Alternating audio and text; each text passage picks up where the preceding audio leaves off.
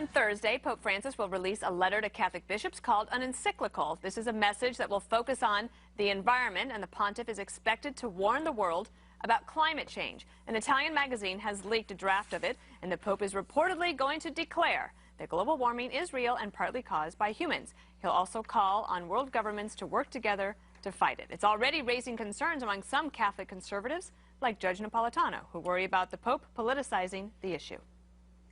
Is the Pope going to provide the moral basis for what? Regulating the pollutants in the environment? If the Pope is going to say Catholics have to get behind the left on global warming, that would be absurd, and it would cause a schism in the Church. All right, Greg, I think that this is not a surprise that the Pope is coming out with this encyclical, and he's been sort of inching their way up to this. And I do believe that global warming believers and supporters are hoping that the Pope will be able to convince skeptics to just go along with the program. The most dangerous person on the planet is somebody who's seeking strange new respect from their adversaries. And that is what the Pope is doing. He doesn't want to be your grandfather's Pope.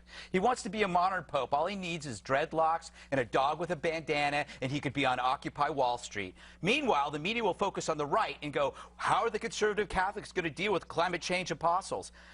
You've got to turn that over and go, how is the media going to deal with a Pope who is against gay marriage, strongly against gay marriage, still against condoms, he's pro-life, and he doesn't want female priests? So all the people that are claiming to embrace the Pope are actually ignoring the intolerance that they so claim to condemn among the conservatives. So you see, this is rather confusing for this Pope.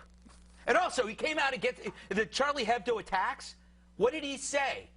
He criticized the cartoonists. Excuse me, I'm going to move a little further. I'm not a Pope. Come on over to the religious side. We can tell. This is where God lives on this end of the table. No. I'm not a fan of the Pope, not for religious reasons, but for ideological reasons. He is a Malthusian. He is in bed with Malthusian. These words are too big. No, he believes that the earth is overpopulated. And remember we said Catholics have to stop breeding like rabbits? Do you remember where that came from? Yeah. That's a Malthusian belief. And Malthusians believe that the earth is overpopulated, and it would be nice if there were a few billion people less. How does that happen? Global warming. I'm sorry, you just overtalked, and now you have no monologue tomorrow. That's it. You asked me. There's going to be a cap and trade on your time. Honestly. I apologize. Kimberly, no, one more thing. What's next? Green eggs and ham?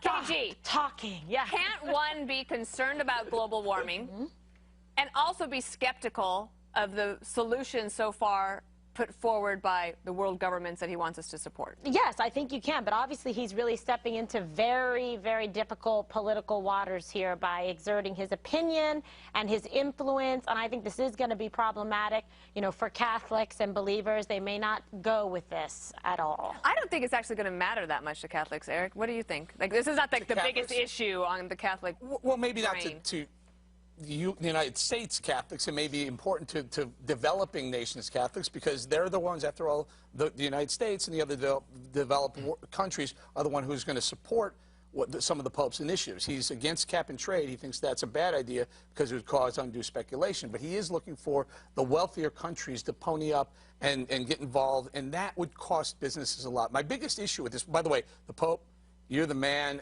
I love you. Actually, Eric, he's not the man.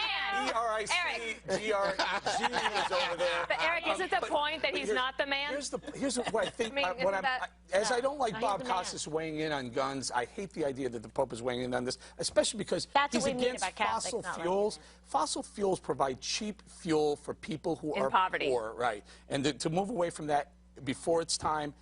Well, he didn't. He spoke to that, Eric. He said, wait a second, he believes in renewable energy, but he didn't say you have to move right away. He said, in fact, you may have to stay with some fossil fuel. But let me just say, Greg, in response to you, popes have been talking about this issue since the 70s. It's not the first pope to come out. They haven't been wrong. And I think the problem for you is that you put it in a box of pure politics, left and right, and the right's going to doubt this and the left suggests and celebrates it. What about if the Pope is simply saying, hey, you know what, this is God's creation, this is a green earth, and you know what, we should do all we can to support God's green earth? Is that so radical? To love up Mother Earth.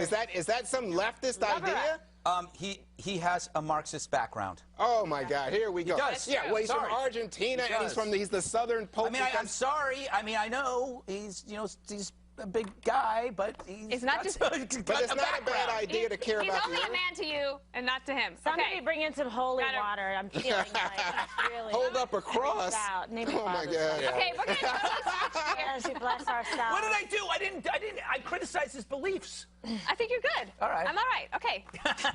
Do you have bad body language? Greg does. Now. You're about to find out next. Greg does.